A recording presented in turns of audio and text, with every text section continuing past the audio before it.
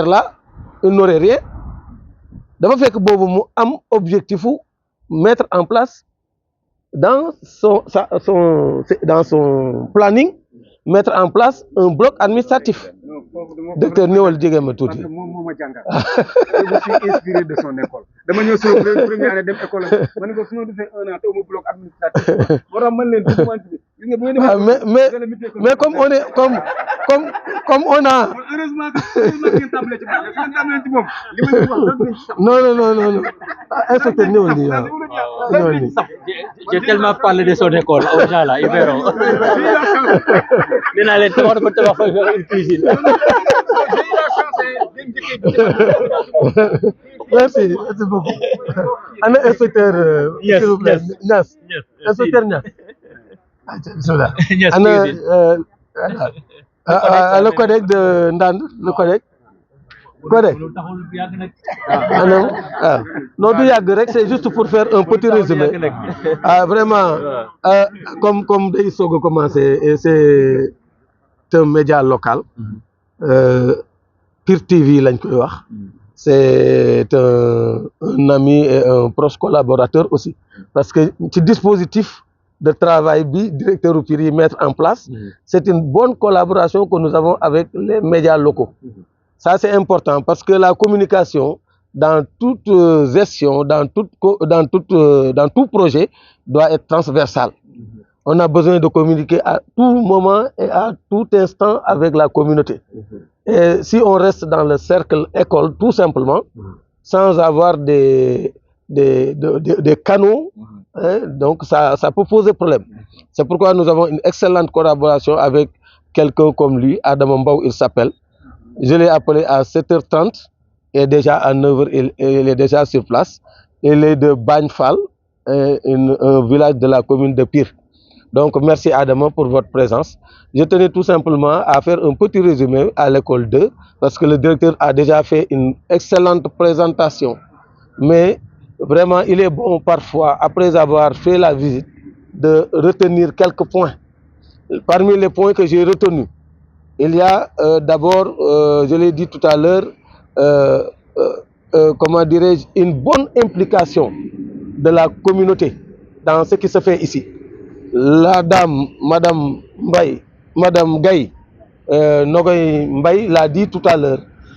Vraiment, elle a loué l'implication que le directeur a su comment dirais-je, mettre en place par rapport à la communauté, par rapport aux différents acteurs de l'école.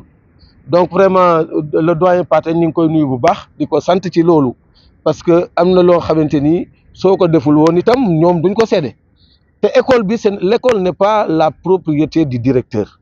L'école n'est pas la propriété des institutions académiques. L'école l'école est à la communauté.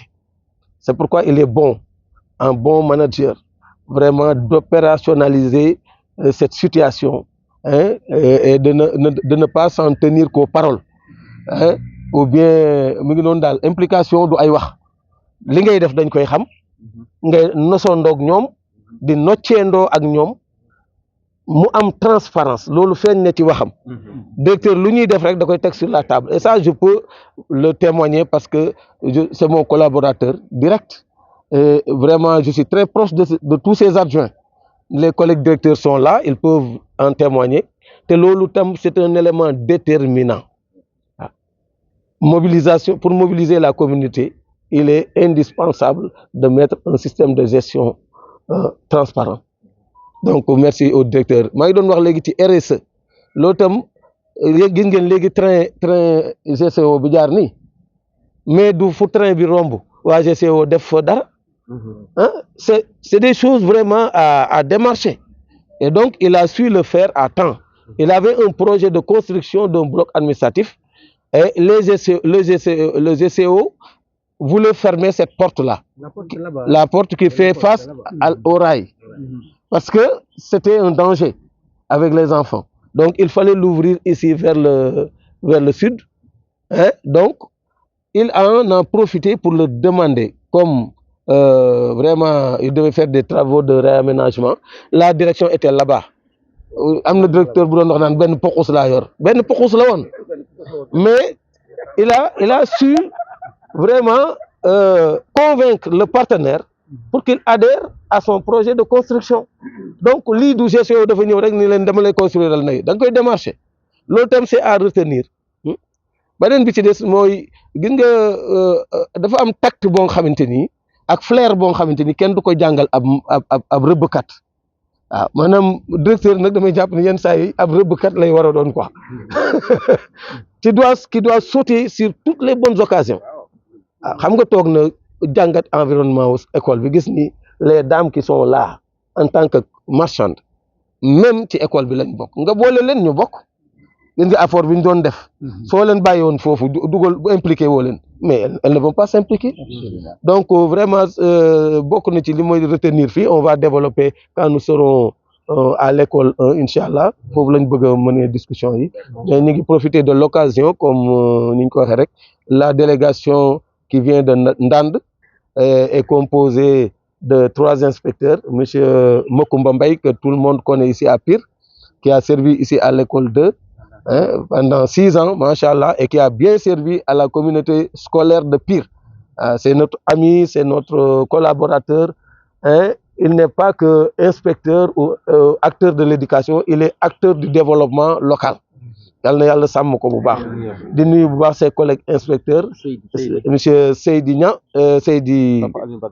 Seydi Papa Aline Badara Seydi inspecteur di nuyu bu baax aussi l'inspecteur Niass Mam Ibra Niass waaw qui est un parent d'ailleurs waaw ñoom bi mu kii rek laa xam ni tam waa Gol bi mais waa dëkku sëñ Mor Faasa bi waa Daaru Baaxum kon xam na ni xam naa ko quoi macha allah yal na yàlla defal leen jàmm di nuyu bu baax le codec de Ndande Ousmane Bari qui est là aussi avec 19 de ses collègues ou 18 donc c'est une forte délégation qui nous est venue de Ndande et qui est là juste pour des échanges par rapport aux activités que nous menons avec le CAS.